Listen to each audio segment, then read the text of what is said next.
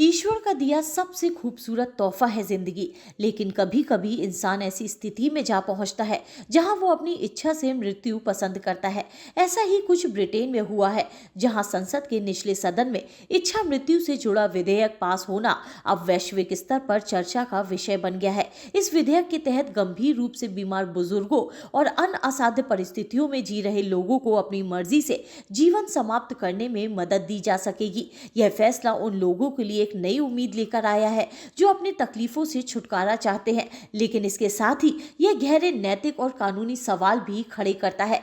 Britain में विधेयक की स्थिति 330 वोटों के समर्थन और 275 के विरोध के साथ यह विधेयक निचले सदन से पास हो गया है। अब इसे संशोधन और विचार के लिए ऊपरी सदन हाउस ऑफ लॉर्ड्स में भेजा जाएगा।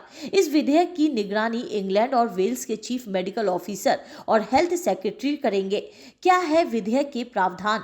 यह विधेयक 18 वर्ष से अधिक उम्र के उन व्यक्तियों को इच्छा मृत्यु की अनुमति देता है जिनकी मृत्यु अगले 6 महीनों में होने की संभावना है। प्रक्रिया को पारदर्शी बनाने के लिए 2 डॉक्टरों और हाई कोर्ट के जज की मंजूरी अनिवार्य होगी।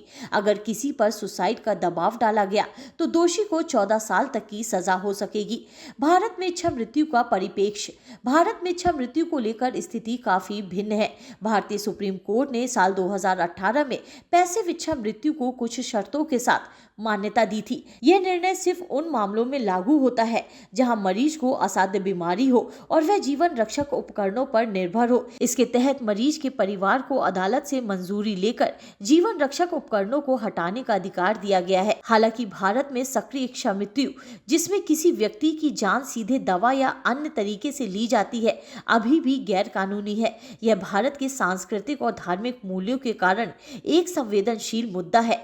मानवीय गरिमा बनाम नैतिकता, वैश्विक बहस। ब्रिटेन में इस विधेयक को लेकर 2 गुट बन गए हैं। समर्थकों का कहना है कि यह गंभीर रूप से बीमार लोगों के लिए गरिमा के साथ मरने का अधिकार सुनिश्चित करता है। लेडबीटर, जिन्होंने इस विधेयक को पेश किया, उन्होंने कहा, यह जीवन और मृत्यु के बीच किसी विकल्प की बात नहीं है, बल्कि मरने के तरीके को चुनने के विकल्प की बात है। दूसरी ओर विरोधियों का मानना है कि यह विधेयक कमजोर और असहाय लोगों के लिए खतरनाक हो सकता है। भारतीय मूल के सांसद डैनी क्रूगर ने कहा, हमारी जिम्मेदारी सबसे कमजोर लोगों की रक्षा करना है। यह विधेयक उस भूमिका को कमजोर करता है। भारत और ब्रिटेन की स्थिति में अंतर। जहां ब्रिटेन का यह विधेयक जीवन समाप्त करने के अधिकार को कानूनी रूप से मान्यता देने की ओर बढ़ रहा है, वहीं भारत में अभी भी जीवन बचाने और उपचार के माध्यम से राहत देने पर अधिक जोर है।